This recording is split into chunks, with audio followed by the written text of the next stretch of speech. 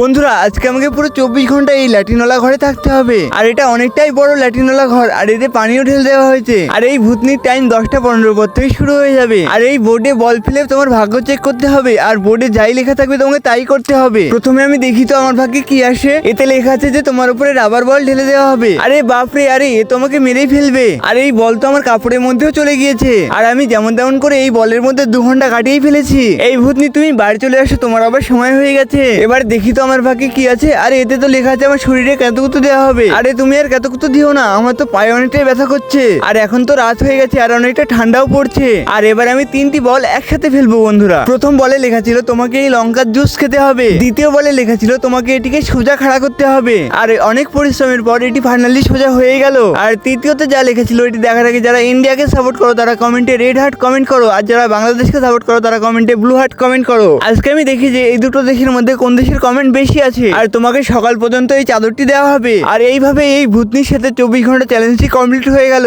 আর তোমরা ফেস্টিভ্যালের জন্য কমেন্ট করো।